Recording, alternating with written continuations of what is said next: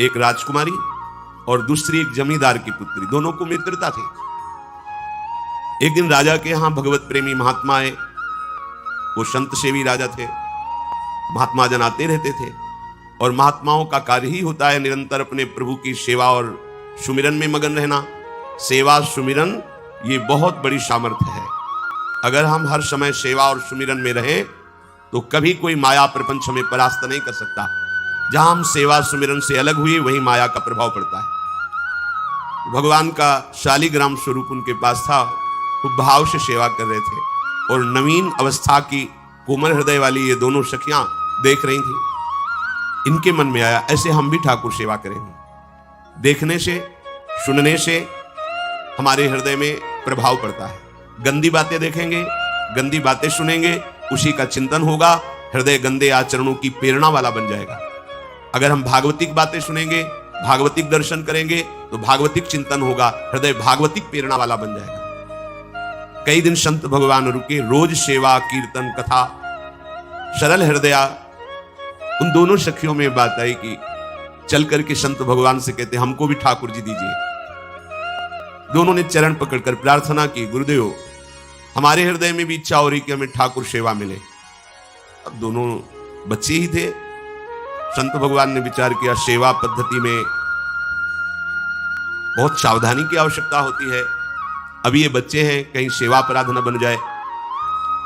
सेवा अपराध भी होता है। उपासना में चलने वाले उपासक को सेवा अपराध और उप सेवा अपराध 32 ये 64, इन पर सावधान रहना चाहिए। ये गलती नहीं होनी चाहिए। जैसे आप ठाकुर सेवक हैं, अपने घर में सेवा विराजमान किए हुए हैं। अब जैसे आपको ठाकुर जी के दर्शन के लिए जाना है, जहां तक ठाकुर जी के दर्शन करने के लिए जाना है, हो सके तो पादुका न पहने, नंगे पैर दर्शन करने जाए। यदि आप में ऐसी सामर्थ्य नहीं है किसी कारण से, तो सीढ़ियों में पादुका नहीं पहनना चाहिए। जहां से मंदिर की सीढ़ियां हैं, पादुका उतारकर माथा रखकर सीढ़ी में फिर चढ़ना चाहिए। खड़ाओं या पादुका पहन करके श्री विग्रह के दर्शन करने के लिए जाने में फिर अपराध लगता है। अरे अपने मालिक के दर्शन करने जा रहे हैं, स्वामी के दर्शन करने जा रहे हैं, प्रभु के दर्शन करने जा रहे हैं, तो अपनी कुटिया से और मंदिर तक नंगे पैर जाना चाहिए। ये भावना रखनी चाहिए। भरत जी जा रहे हैं प्रभु के दर्शन करने के लिए, अयोध्या से पैदल ही चले थे, तो सुकुमार चरणारविंद तो बड़े बड़े फफोके छाले पड़ गए थे। वशिष्ठ जी ने देखा, सबने मिलकर भरत जी से कहा पालकी पे बैठ जाइए। तो उनका हाँ, मेरे प्रभु यहां नंगे पैर चले हैं और मैं पालकी पे बैठ जाऊं? उचित तो यह है कि अपने प्रभु के दर्शन के लिए मैं जा रहा हूं, तो जहां जहां प्रभु के चरण पड़े वहां मेरा शीश पड़े, अर्थात सिर भर जाऊं। उचित असमोरा सबते सेवक धर्म कठोरा। यहां मैं सर के बल चल के जाऊं, पर असमर्थ हो। तो आप कह रहे हैं पैर में छाले पड़ गए, आप सवारी में बैठ जाइए। ऐसा नहीं हो सकता। तो अपने प्रभु के दर्शन करने के लिए जब जाए तो हो सके, सामर्थ्य हो तो पादुका न पहने, कोई खड़ाऊं चप्पल जूता आदि ना पहने। अगर पहने हैं तो बस सीढ़ी तक ही पहन कर जाए, ऊपर सीढ़ियों की नहीं।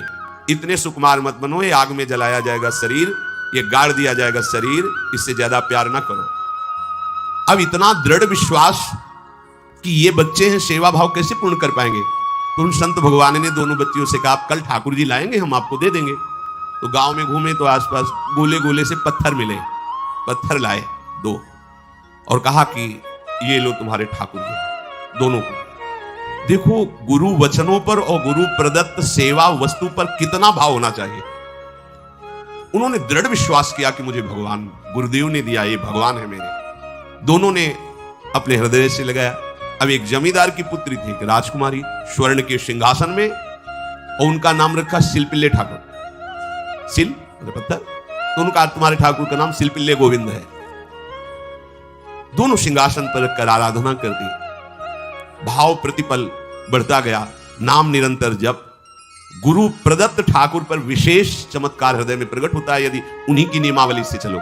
अपने मन से बाजार से खरीद लाए, विराजमान किए हैं, कभी सेवा की कभी नहीं की, वो भी अच्छा है, कम से कम भागवतिक भाव तो है। लेकिन सिद्धि जो प्राप्त होती है वो गुरु कृपा से, गुरु प्रदत्त ठाकुर से। जैसे धन्ना जी को भांग के बट्टे में ठाकुर जी प्रकाशित हो गए, गुरु प्रदत्त। अब ये सखियां जब बड़ी हुई तो इनके ब्याह की बात हुई।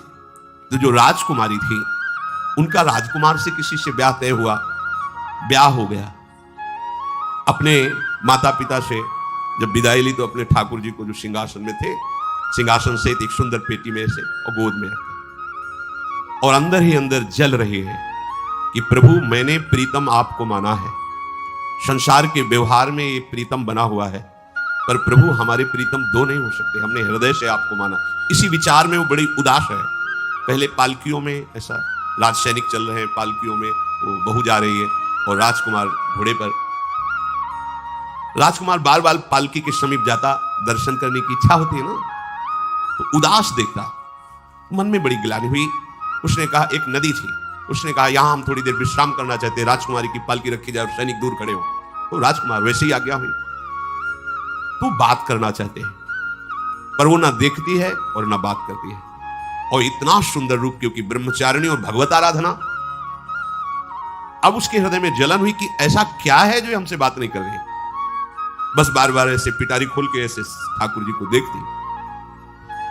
नाम जप और सेवा के प्रभाव से वो सिल नहीं रह गया था, वहां उसको सांवरे श्याम सुंदर की झांकी मिलती थी। जब अपने शिल्पिल्ले ठाकुर जी को देखती तो ललित त्रिभंगी श्री लालजू महाराज श्याम सुंदर दिखाए, अत्यंत आसक्ति। गुरु प्रदत्त किसी भी शब्द में, किसी भी वस्तु में दिव्यता होती है, बस हमारी भावना होनी चाहिए। अरे बोले ये हम नहीं दे सकते, ये गुरु प्रदत्त है, नहीं हम प्राण दे सकते, लेकिन ये नहीं।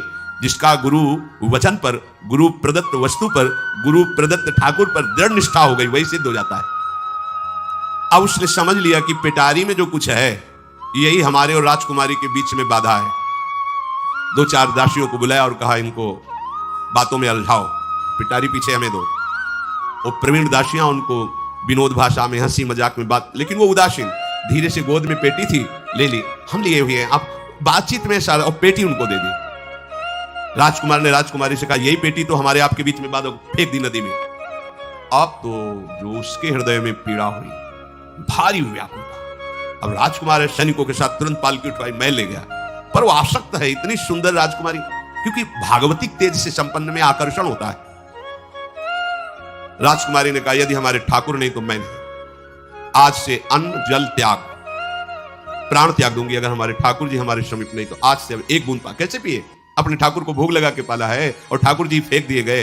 भारी व्याकुलता, जैसे मीरा जी कहते दृश्य बिन दुख में लागे नहीं, न रात में नींद है न दिन में अन्न जल है, व्याकुलता। अब भयभीत हो गया राजकुमार। पूरा महल इस विषाद से हो गया कि अगर नवीन राजकुमारी प्राण त्याग देती है तो क्या होगा लोक समाज में, कि अभी नवीन राजकुमारी गई, ये लोग ऐसे निर्दयी हैं कि ऐसा व्यवहार किया कि उसने प्राण त्याग दिया। राजकुमार घुटने में आ गया, घुटने टेक कर राजकुमारी से कहा मैं तुम्हें दुखी नहीं करना चाहता, पर मैं तुमको छोड़ भी नहीं सकता। अब हमें आप वो उपाय बताओ जिससे आप मुस्कुरा दो, आप प्रसन्न हो जाओ। तो उनका, हम अपने ठाकुर के बिना जीवित नहीं रह सकते, यदि आप हमें जीवित देखना चाहते तो हमारे ठाकुर जी लाके दो। हमारी भागवतिक निष्ठा ऐसी होनी चाहिए कि जो गुरु जी ने मंत्र दिया है, जो गुरु जी ने उपासना दी है, उसमें दृढ़ विश्वास होना चाहिए। हमारे अंदर किंचन मात्र फिसलाव नहीं होना चाहिए। और आगे जो महामहिम सूत्र है, जब तक हमारा मन प्रभु में समर्पित ना हो जाए तब तक पाप होने की संभावना होती है, बड़े बड़ों से चूक हो जाती है। इसमें यह नहीं कहा जा सकता कि हम इतने वर्ष से साधन में लगे, हमसे चूक नहीं होगी, ये तो भूल जाना। बड़े बड़ों से चूक करवा देना माया का कार्य होता है, पर जिनका मन प्रभु को समर्पित हो गया है उनसे चूक नहीं हो सकती। इसलिए जो अगला सूत्र वर्णन किया कि जितने भी पापाचरण होते हैं वो सब मेरे से होते हैं, ऐसा उपासक दृढ़ निश्चय करे। ऐसा नहीं कि पापाचरण भगवान से, भगवान करा रहे हैं। जिन लोगों का एक प्रश्न होता है कि जब सब कुछ भगवान करा रहे हैं, भगवान की इच्छा के बिना पत्ता भी नहीं हिलता, तो जो हम पापाचरण, गलत आचरण, वो भी तो भगवान ही करा रहे हैं। इस विषय को समझना है। आज के समाज का जो मानसिक स्तर है, जब हम त्याग की बात करते हैं कि गंदे आचरण नहीं करने चाहिए, तो जो समझाया जाता है, जो समझ है आज की आधुनिक, वो ये समझ है, कुछ ऐसे जनों ने ये निर्धारित भी किया है कि बहुत भोग कर लेने पर फिर समाधि की प्राप्ति होती है। अगर ऐसा होता तो लाखों लोग समाधि को प्राप्त होते, लाखों लोग बिना साधना के। क्यों? बचपन से लेकर के पूरे जीवन तक भोग ही भोग रहे, सब समाधि में पहुंच जाते। प्रायः सबके दिमाग में बात बैठी है कि अगर हम भोग ले तो हम मन को समझा सकते हैं, लेकिन आप बात अनुभव की समझ लीजिए कि आप भोगने के लिए जो ही गए तो मन के गुलाम बन करके गया, वो कभी तुम्हें मुक्त होने का अवसर नहीं देगा। जैसे हम भोजन कर लेते हैं तो लगता है कुछ नहीं, लेकिन 6 घंटे व्यतीत होते होते पर्चा बन जाएगा कि ये चीज फिर चाहिए खाने को। ऐसे ही कोई भोग भोगने के बाद कुछ क्षण के लिए उससे विरति हो जाती है, ठीक, लेकिन फिर कुछ मिनट होने के बाद फिर नई स्फुरना, नया संकल्प, नई क्रिया, नई भोग वासना सब हृदय में देख लो। इसके लिए किसी और से सलाह लेने की जरूरत नहीं। इसलिए ये जो संतों का मत है, शास्त्र का मत है कि भोगों के भोगने से भोग वासना दृढ़ होती है, कामना बढ़ती है, ना कि शांति मिलती है। लेकिन आधुनिकता में भोगों को भोगने से शांति मिलती है, ऐसी धारणा बनी हुई है, और ये गलत है। और ये इतनी गलत हो जाती है कि हम हत्या करने लगते हैं, हिंसा करने लगते हैं, पूज्य जनों के साथ दुर्व्यवहार करने लगते हैं। आज तक भोगों में इति नहीं हुई। देवयानी जी भगवान शुक्राचार्य जी की पुत्री हैं। वो इतनी सुंदर हैं कि कोई अप्सरा भी उनसे होड़ नहीं कर सकती, क्योंकि भगवान शुक्राचार्य की पुत्री जितेंद्री, पवित्र, भगवत आराधन संपन्न। बड़ा प्रसंग है, उसको ना लेते हुए हम सारांश में बता रहे। वृषपर्वा की पुत्री शर्मिष्ठा, ये असुर राजकुमारी है, दैत्यराज वृषपर्वा, उनकी पुत्री शर्मिष्ठा, और दैत्य गुरु भगवान शुक्राचार्य उनकी पुत्री देवयानी बड़े समाज के साथ जंगल में गई हुई थी। एक बड़ा दिव्य सरोवर था, तुलसी में सब राजकुमारियां स्नान कर रही थी। अचानक वहां से कोई महात्मा निकले तो जल्दी में सबने वस्त्र धारण किए। तो शर्मिष्ठा के वस्त्र देवयानी ने, और देवयानी के वस्त्र शर्मिष्ठा, वो महात्मा निकल गए। वहां कोई उनको टिकना तो था नहीं। देवयानी ने देखा कि मेरे पवित्र वस्त्र, देवयानी ने वस्त्र धारण नहीं किया शर्मिष्ठा, जो महात्मा चले तो देखा कि हमारे वस्त्र राजपुत्री शर्मिष्ठा धारण किए। तो उनका तुझे पता है मेरे वस्त्रों को स्पर्श करने का भी तेरे को अधिकार नहीं, तूने धारण कैसे कर लिया? तो उनका ज्यादा मत बोल, इतना गुमान करके मत बोल। जैसे सब सेवक पलते हैं मेरे महाराज से, ऐसे तेरा पिता और तू ही मेरे महाराज के द्वारा ही पोषित है, क्योंकि वो तो राजा है, सारी सेवाएं वही देते हैं। ऐसा नहीं बोलना चाहिए, क्योंकि गुरु पुत्री है, आचार्य पुत्री है और सम्माननीय है, पर ऐसा वो बोल गई शर्मिष्ठा। देवयानी ने कहा तुझे पता है अगर मेरे पिता की दृष्टि बदल जाए तो 2 मिनट में देवता तेरे पिता सहित संपूर्ण राज्य को नष्ट कर देंगे। मेरे पिताजी के भय से ही देवता आक्रमण नहीं कर। शुक्राचार्य मंत्रवेत्ता है। ज्यादा बात बढ़ गई तो राजकुमारी का शासन चलता है। उसने कहा इस गुरुपुत्री को उठाकर कुएं में डाल दिया जाए, और उस समय वस्त्र धारण नहीं की हुई थी, उनको उसी स्थिति में डाल दिया गया और वो चली गई। उसी समय शिकार खेलने के लिए महाराज ययाति चक्रवर्ती सम्राट